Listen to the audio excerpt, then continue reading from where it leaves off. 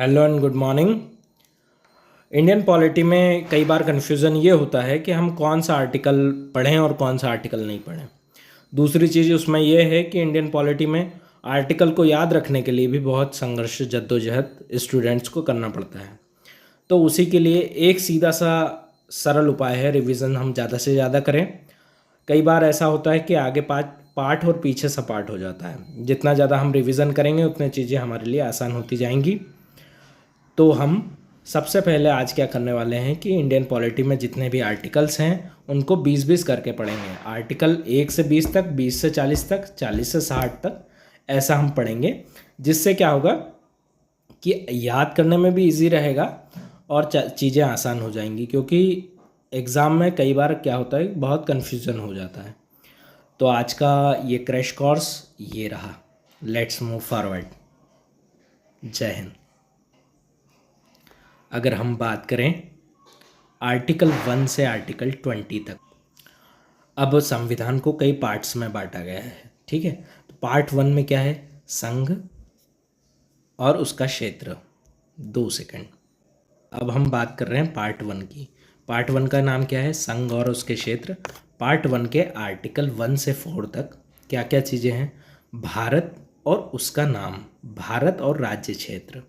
Article 2, 3, 4, article 1 से 4 तक एक टॉपिक है जिसमें भारत और राज्य क्षेत्रों के नाम हैं। आर्टिकल 2 में क्या है, नए राज्य जो बन रहे हैं, जैसे तेलंगाना जब बना था तो उसका नाम क्या रखें, तो उसके बारे में आर्टिकल 2 में बताया गया। नए राज्य का परिवेश और स्थापना कैसे होगी उसके बारे में भी आर्टिकल 2 में बताया गया। आर्टिकल 3 में क्या बताया गया, आर्टिकल 3 में बताया गया है नए राज्यों का गठन, क्षेत्र, सीमा और नाम में परिवर्तन। अब नए जैसे सन 2000 में मध्य प्रदेश और छत्तीसगढ़ अलग हुए, तो कौन सा एरिया किस स्टेट में जाएगा, मध्य प्रदेश में कौन सा एरिया रहेगा और छत्तीसगढ़ में कौन सा एरिया रहेगा, उसका गठन जो होगा वो आर्टिकल 3 के तहत होगा। सीमा, कितनी सीमा रहेगी मध्य प्रदेश की, कितनी सीमा रहेगी छत्तीसगढ़ की, इसका निर्धारण भी आर्टिकल 3 में होगा। और नाम क्या रखा जाएगा, जैसे छत्तीसगढ़ का नाम छत्तीसगढ़ रखा, बिहार का नाम बिहार रखा, झारखंड का नाम झारखंड रखा, तो इनका नाम कैसे डिसाइड हो, ये सारी चीज़ें आर्टिकल 3 में आई।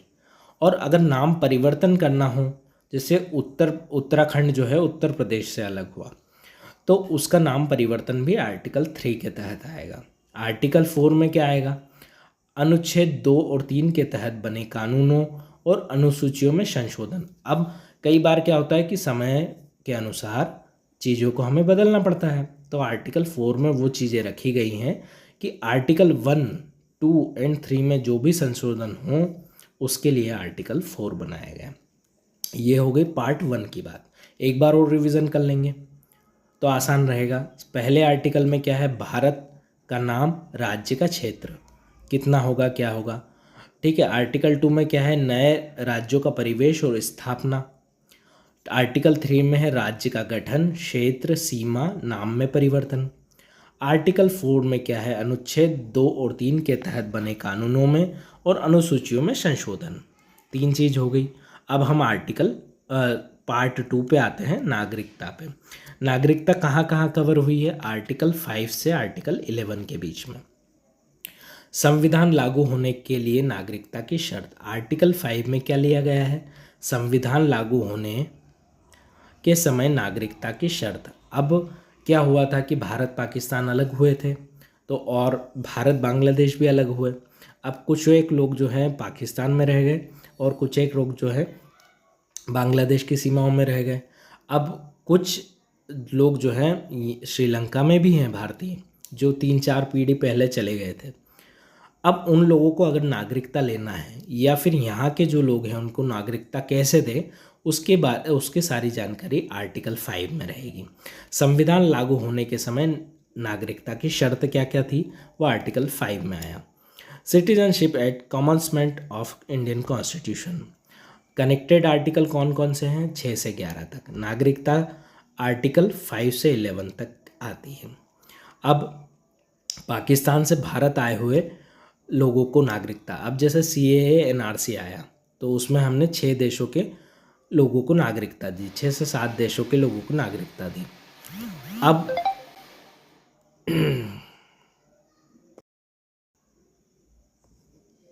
CAA कानून के तहत हमने 3 देशों को, 6 से 7 देशों को नहीं, मैं कंफ्यूज हो गया था, 6 से 7 देशों को नहीं, 3 देशों को, अफगानिस्तान, पाकिस्तान और बांग्लादेश, 3 देशों के जो अल्पसंख्यक लोग हैं जो वहाँ से प्रताड़ित हैं, उनको हमने शरण और नागरिकता दी। अनुच्छेद 6 में क्या है? पाकिस्तान से भारत आए लोगों को नागरिकता का अधिकार। आर्टिकल 5 और 7 भी इसी से कनेक्टेड है। पाकिस्तान, बांग्लादेश और अफगानिस्तान से भारत आए लोगों को नागरिकता। आर्टिकल 7 में क्या है? नागरिकता का अधिकार इन 3 देशों के लोगों को है। आर्टिकल 8 में है विदेश में बसे भारतीय मूल के लोगों को नागरिकता। अब भारतीय मूल के लोग हो सकता है 2-3 पीढ़ी पहले या उनके माता पिता भारत के रह रहे हों और वो लोग वहाँ जन्मे, तो उनको भी नागरिकता का कुछ एक अधिकार है। Indian origin people residing abroad citizen rights. Article 9 में क्या है? विदेशी नागरिकता लेने वाले के लिए नागरिकता नहीं। जैसे कुछ एक लोगों ने भारत की नागरिकता अगर छोड़ दी है और दूसरे विदेश की नागरिकता ले ली है, दूसरे देश की नागरिकता ले ली है, तो यहाँ से उसकी नागरिकता निरस्त हो जाएगी, क्योंकि एक आदमी एक समय में एक ही जगह रह सकता है। No citizens is voluntarily foreign citizen. Article 10 में क्या है? नागरिकताओं के अधिकारों की निरंतरता। आर्टिकल 5 से 9 के बीच में अब नागरिकता कितने दिनों के लिए रहेगी, उसकी डेफिनेशंस आर्टिकल 10 में है। आर्टिकल 11 में क्या है? संसद नागरिकता के संबंध में कानून बना सकती है। कोई व्यक्ति को नागरिकता देना है, कहाँ देना है और फिर उसके क्या क्या नियम होंगे, ये आर्टिकल 11 में संसद को यह विशेष अधिकार है। पार्ट 3 अब आए मूल अधिकार। अब हम इसका रिवीजन एक बार और कर लेते हैं। सबसे पहले सिटीजनशिप का आर्टिकल 5 से लेकर आर्टिकल 11 के बीच में नागरिकता 5 से 11 में आई। आर्टिकल 5 में आया संविधान लागू होने के समय नागरिकताओं की शर्त। आर्टिकल 6 में आया पाकिस्तान से भारत आए लोगों को नागरिकता का अधिकार। आर्टिकल 7 में आया पाकिस्तान, अफगानिस्तान, बांग्लादेश से आए लोगों को नागरिकता का अधिकार। अब आर्टिकल 8 में आया विदेश में बसे भारतीय मूल के लोगों के लिए नागरिकता। आर्टिकल 9 में आया विदेश में नागरिकता लेने वालों के लिए कोई नागरिकता नहीं। जो विदेश में चले गए वो चले गए, नागरिकता ले ली मतलब ले ली। अगर वो वहाँ की नागरिकता छोड़ते हैं फिर यहाँ की नागरिकता लेते हैं तो वो चीज़ें एक्सेप्ट होंगी।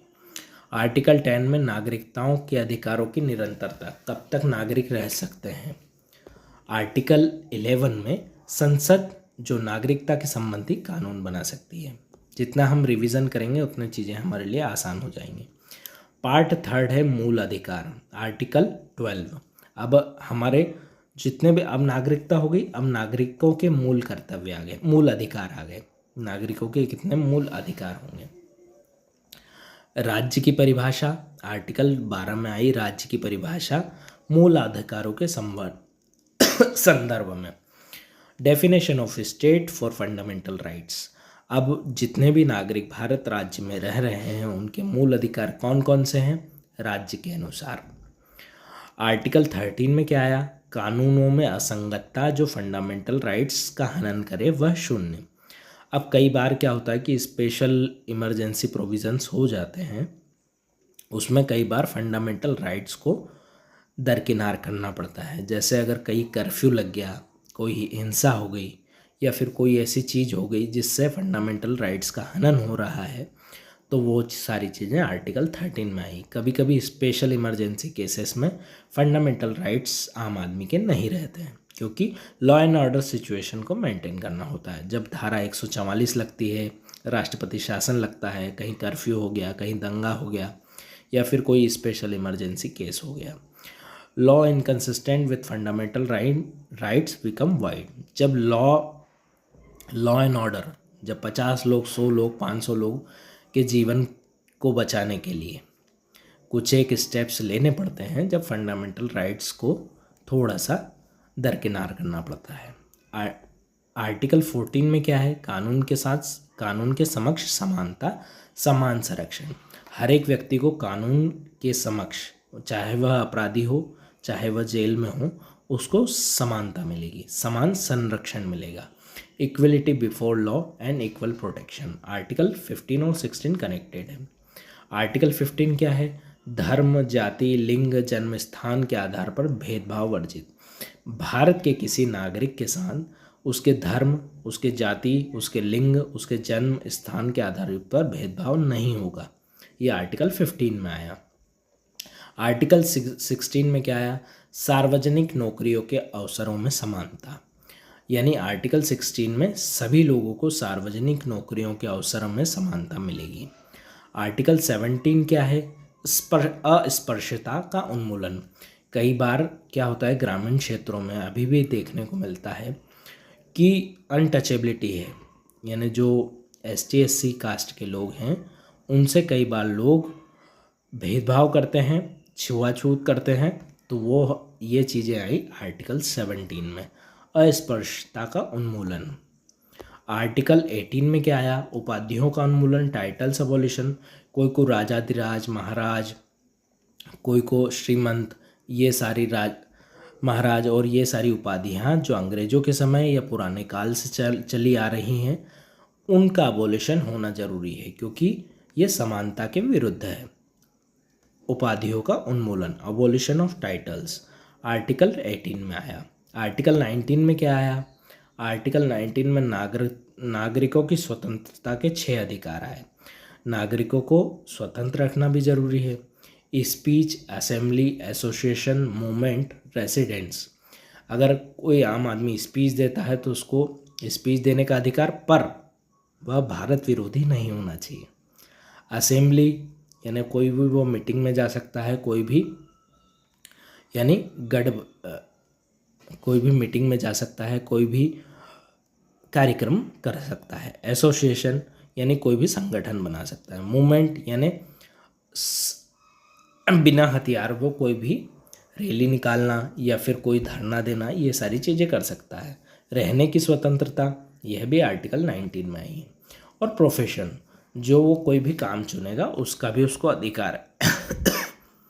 आर्टिकल 20 बोलता है दंड के मामले में संरक्षण। अब आर्टिकल 20 में हो सकता है कि कई क्रिमिनल्स को फंसाया जाए, हो सकता है कि कई क्रिमिनल्स के भी अधिकार हैं। कई बार क्या होता है कि क्रिमिनल्स को फंसाया जाता है झूठे केसों में, तो दंड के मामले में संरक्षण मिलेगा। हर एक आदमी को, हर एक भारतीय नागरिक को, अगर उसके पास वकील करने की फीस नहीं है तो उसको एक सरकारी वकील मिलेगा और दंड के समान संरक्षण मिलेगा। यानी उसको एक बार सजा अगर मिली तो उस कृत्य की उसको दोबारा सजा नहीं मिलेगी। अब हम देखते हैं रेफरेंस टेबल। आर्टिकल 234 क्या बोलता है? भारत का क्षेत्र, नेम एंड टेरिटरी। 134 बोलता है न्यू स्टेट का गठन। राज्य का गठन आता है 1, 2 और 4 में। अनुसूचियों का संशोधन आता है 2 और 3 में। सिटीजनशिप आती है 6 से 11 में। स्वतंत्रता के 6 अधिकार जो आते हैं 14, 18, 20 और 21 में। और दंड विधान आता है 21, 22 में। ये रहा आज का वीडियो। नेक्स्ट वीडियो में हम कवर करेंगे आर्टिकल 20 से आर्टिकल 40 में क्या क्या चीज़ें आई हैं। आप जितना ज़्यादा चीज़ों को रिवीजन करोगे उतना ज़्यादा चीज़ें मजबूत होती जाएंगी। कई बार ऐसा होता है हमारे सामने कि बहुत दिन पहले कोई दोस्त मिला और 4-5 साल बाद वो एकदम से सामने आ गया, तो हम उसका चेहरा भूल जाते हैं, तो सॉरी नाम भूल जाते हैं। चेहरा याद रहता है कि ये हमारे से कोई परिचित है। क्यों? क्योंकि वो कंटिन्यूस बार बार नहीं मिल रहा है। ऐसा ही सब्जेक्ट्स का है, हम एग्ज़ाम में कन्फ्यूज़न क्यों होता है? क्योंकि हमारा रिवीजन कमज़ोर रहता है। और रिवीजन कब होगा? जब हम चीज़ों को, एक ही चीज़ को 10 बार पढ़ेंगे। एक कहीं की कहावत है कि 10 पुस्तक को 10 बार पढ़ने से अच्छा एक पुस्तक को 10 बार पढ़ना है। तो आप जितना ज़्यादा रिवीजन करेंगे उतना ज़्यादा आपके लिए चीज़ें आसान रहेंगी। जय हिंद।